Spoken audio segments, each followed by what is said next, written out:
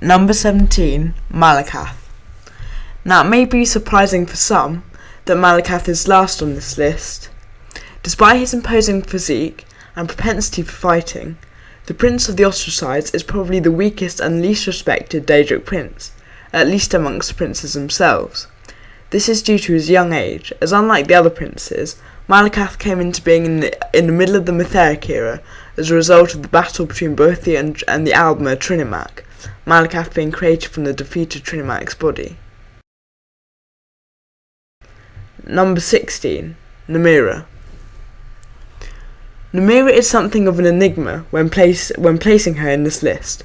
We can safely say she is one of the more evil of the princes, as she delights in cannibalism, but she is not majorly influenced Nern or Mundus, so we can assume that she does not have the capacity to do so when compared to the other princes. Number 15, Sanguine.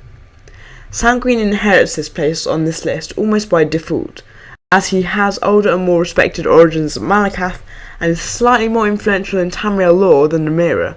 Despite being a personal favourite of mine, unfortunately the Prince of Hedonism and Debauchery will have to contend with the number 15 slot. Number 14, Hircine. Hircine, Lord of the Hunt, is similar to Malakath in two ways. First of all, he has a strong sense of honour, and secondly, if you believe the rumours, he's not a true Daedric prince. However, this second point is mainly conjecture.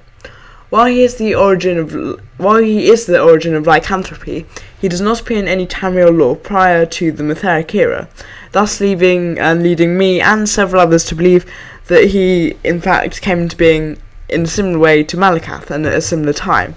I feel very hesitant when bringing this into my deductions as to which prince is the most powerful, as of course this hasn't been confirmed in game or in lore. Number 13, Peryite. Although it is the official Bethesda position that Peryite is considered weak among the princes, upon further analysis this isn't strictly true. He has a large active follower base when compared to most of the other princes, and being the Lord of Pestilence, he has probably killed and influenced more humans than any other prince. However, he is prevented from moving any further up this list, as he is considered weak in terms of raw strength, and his dragon appearance smacks of someone who is overcompensating. Number 12, Mephala.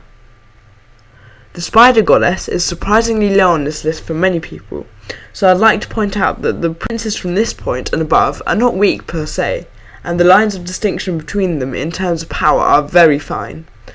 The spider goddess is the dominion over secret plots and murder, and is probably one of the scariest of the princes psychologically.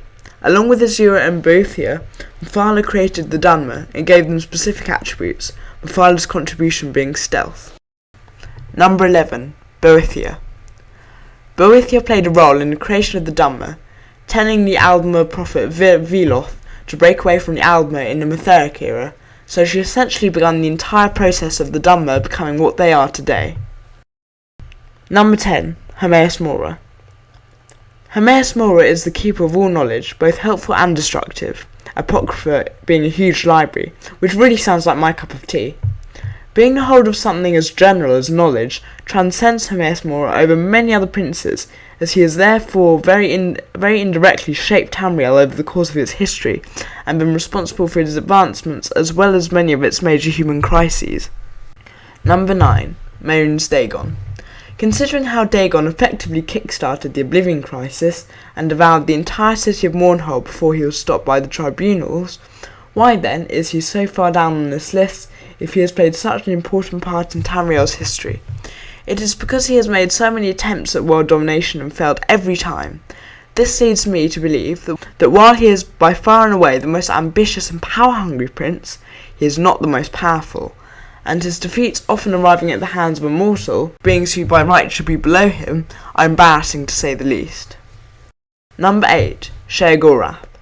Sheogorath, ruler over the Shivering Isles and the Prince of Madness, not to mention the alter ego of Jiggalag, hides an incredibly intelligent and astute mind behind a white beard, a walking stick, and the ravings of a madman.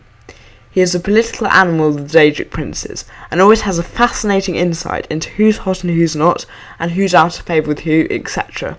And as a result, he has played a key part in the creation of this list. He has also been able to manipulate the other princes such as Vermina and Hircine. Number 7. Clavicus Val. Val could possibly be the most powerful prince, but his power is hobbled to the extent where he cannot be placed higher up the list. This hobble is the fact that Barbas the dog is an innate part of Clavicus Val, almost like the One Ring is to Sauron, and as revealed by a dialogue option in Skyrim, Clavicus Val is only at half strength with Barbas not around, thus leaving us to speculate how powerful he really would be if he didn't have this sort of nerve, is this restriction placed on his power when compared to the other princes.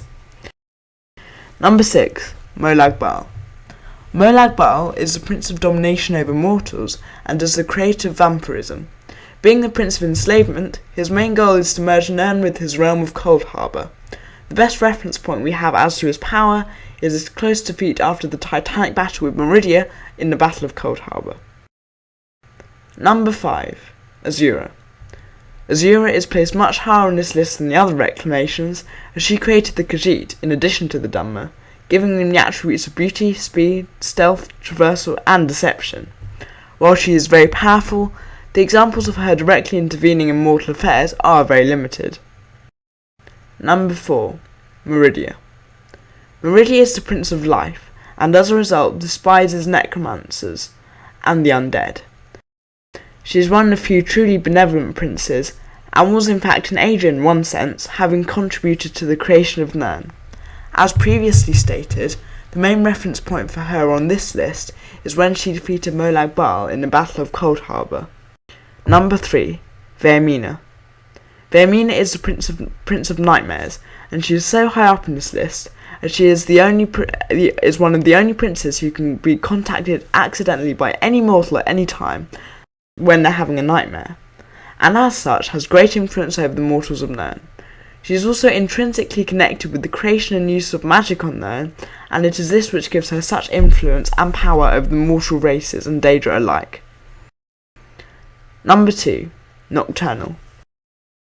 Nocturnal, the Prince of Darkness, is often underrated when it comes to the most powerful prince, as often people cast her aside in favour of more obvious choices such as Molag Bal, Clavicus Val, or Sheogorath. What gives me the impression that she deserves second place on this list is that her moods and thought patterns are unfathomable even by the other higher Daedra, and as a result she seems to be a higher being who is feared and respected even by them, as well as having possibly the largest follower base out of all of the Daedra. Number 1. Jyggalag. Ironically, the most powerful Daedric prince, at least in my opinion, is one that is unknown to the many Elder Scrolls fans who have only played Skyrim, as Jyggalag is the primary antagonist in the Shivering Isles DLC for Oblivion. His sphere of control is order, and knows the place of everything in the universe. As such, he is the only being who is able to see all eventualities, such as the fate of Nirn, and even that of higher beings, such as the other princes, thus giving him an almost unfathomable amount of power. This reached a stage where the other princes feared his power, and cursed him to live in a severely crippled state as Sheogorath, his alter ego, who brought insanity instead of order, the original prince only being able to return to his original form once every era. Note that it is a mark of his insane strength that it took the majority of the remaining 16 higher Daedra in order to curse him. Thank you very much for watching, see you next time. Don't forget to write down in the comments if you disagree with me, if you agree with me, and who's your pick for the most powerful Daedric prince. Next time I'll be giving you a Skyrim build, or quite possibly a ranking of the most powerful Aedra. Goodbye and see you next time.